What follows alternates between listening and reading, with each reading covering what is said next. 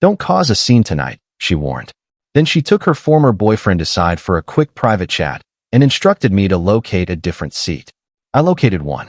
Back at the apartment, I exited the restaurant, gathered my belongings, and relocated entirely. When she arrived home 3 hours later, the place was vacant. My message didn't cause a scene, simply ended it. Hello everyone. Before we continue with the video, remember to subscribe to the channel and tap the like button if you'd enjoy more tales like this one. Appreciate it. You know that sensation when you suddenly understand you're not the lead in your own romance? I'd been battling that sensation for 2 years with Emily. She possessed this talent for diminishing me, as if my desire for basic respect was merely my own fragility. If I inquired about who she was messaging deep into the night, I was overbearing. If I questioned why she ditched our arrangements to assist a pal, I was clingy. I endured 2 years treading carefully, striving to be the relaxed, confident partner she insisted she desired. Everything reached its breaking point last Friday evening. It was meant to be a special occasion, marking my job advancement. I'd reserved a spot at Vincenzo's, that incredibly hard-to-book Italian spot in the city center. I had on a fresh suit. She appeared gorgeous in a scarlet gown I'd purchased for her. During the initial 10 minutes, everything felt ideal. Then we approached the reception podium. Emily Thompson. I sensed her whole frame stiffen beside me. I glanced across and spotted a man emerging from the bar section, tall, with scruff, a leather coat over a plain tee. It was Alex, her previous partner, the one she'd labeled poisonous, yet thrilling, the one she'd wept about a month prior to us dating. Her expression didn't resemble someone encountering a poisonous former flame. She beamed. It was a radiance I hadn't witnessed aimed at me in ages. Alex. Wow. She exhaled, moving away from me.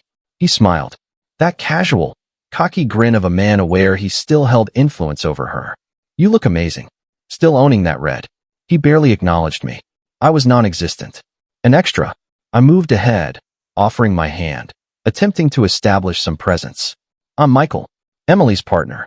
Alex hardly shifted his gaze my way. He ignored the handshake. He simply turned back to Emily and chuckled. Partner. Sure. Nice one, Emily. Reliable option. That instant hit me. The insult was so blatant it echoed. I sensed the warmth building in my throat. I parted my lips to respond, to warn him to step back, to suggest to her that we depart. But Emily interrupted. She faced me, her gaze stern and irritated.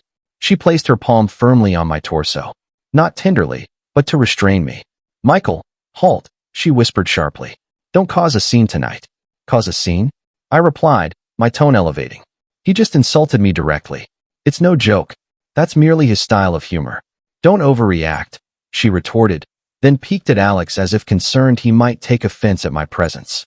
She softened her tone. I haven't encountered him in 3 years. I have to settle things properly. It's crucial for my healing. Healing? This is our dinner. For my advancement. It will only be 10 minutes, she stated, dismissing it with a gesture. She wasn't requesting. She was directing. She pivoted away from me, positioning herself toward Alex. From behind her shoulder, she launched the blow that destroyed our bond. Just go secure a spot for us or whatever. Get me a glass of Merlot. I'll join in a bit. Don't act strange about it. She clutched Alex's arm, genuinely held it, and led him to the outdoor area. Come on outside. It's noisy here. I remained standing. The receptionist eyed me. The pair after us eyed me. I was an adult male, in a packed eatery, being directed to wait alone like a reprimanded kid while my partner enjoyed a short rendezvous with her old flame. The receptionist coughed lightly. Sir, your reservation is prepared. Would you like to be seated? I peered at the outdoor entrance. Through the window, I observed them. She was giggling, her fingers brushing his upper arm. She seemed vibrant. She seemed precisely in her element. And I understood, with a sharpness like cold liquid pouring through me, that I wasn't her partner. I was her standby. I was the secure spot she anchored in until the chaos subsided. I faced the receptionist. No, I replied. My tone was unexpectedly calm. I no longer require the reservation. I spun and exited through the main entrance. I didn't rage out. I avoided drama. I headed to my vehicle with the composed accuracy of someone defusing explosives. I noted the clock. 7:15 p.m. If she was settling things with Alex, and judging by how she grazed his arm, 10 minutes was untrue. They'd share a beverage. Perhaps a couple. They'd recall old times. She'd forget the clock because she disregarded mine. I figured at minimum 2 hours, possibly 3, until she bothered to glance at her device. I returned to the apartment quietly. No music, only the vehicle's rumble and the emerging strategy in my mind. Upon arrival, I wasn't upset. I felt productive. I entered and headed directly to the bedroom. No time for large items, and honestly, I didn't desire the sofa. We'd selected it jointly. It felt contaminated. I sought solely my possessions. I aimed for a complete removal. I retrieved a pack of sturdy black garbage bags from beneath the kitchen sink. Tear. Unfold. Pack. I emptied my closet half in 4 minutes. Jackets. Tops. Pants. No careful folding. I yanked them from hangers straight into the bags. The clanging of empty hangers was the sole sound. Tear. Unfold. Pack. The washroom cabinet. My shaver. My fragrance. My medications. I spared the toothpaste. I spared the common cleanser. I claimed only essentials for survival and identity. I shifted to the family room. This proved the most gratifying. I disconnected my PlayStation. I grabbed the Nintendo. I seized my notebook. Next, the network device. I handled the connectivity payment. It was under my account. I detached the modem and router, stuffing them in my bag. Immature? Perhaps. But if she wished to message her former, she'd manage with mobile service. I accessed the locked box. Travel document. Official ID. Timepiece assortment. The reserve funds. I began perspiring. I operated rapidly. By 8:30 p.m., my vehicle was loaded top to bottom. The rear was piled with black bags. I returned inside for a last inspection. It didn't resemble a standard departure. It resembled a fracture. My vanity section was empty.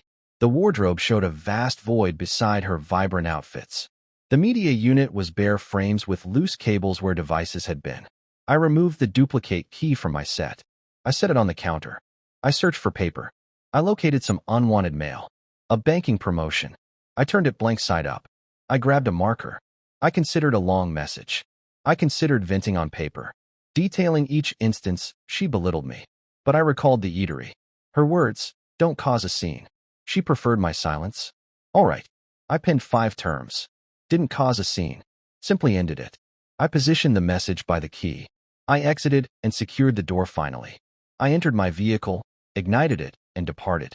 At 8:47 p.m., my display illuminated. Call incoming. Emily Hart. I neither rejected nor accepted. I set it to mute. I observed the light for half a minute, then fade. She likely was returning to the spot, discovering vacancy. Likely irritated.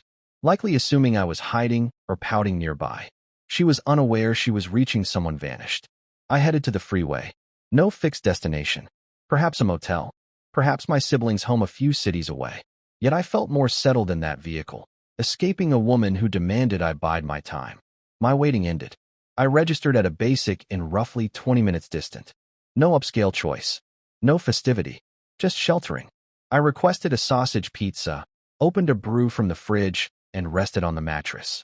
My device lay screen down on the table, buzzing periodically. Buzz. Buzz. I could imagine the sequence without being there. I'd piece it from later messages. Message 1 around 8:55 p.m. Michael? Where did you go? I'm at the spot again. Staff mentioned you departed. Quit the theatrics and retrieve me. This isn't amusing. Voice irritated. Demanding. She figures I'm parked outside, punishing her. Message 2 around 9:15 p.m.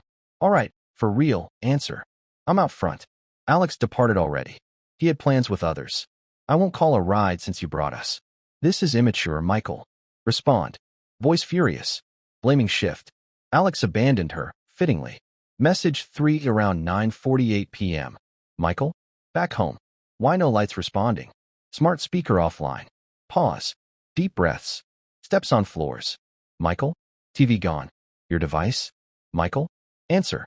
Michael? Now. Frightening me. Voice. Bewilderment. Truth emerging. Message 4 around 9:52 p.m.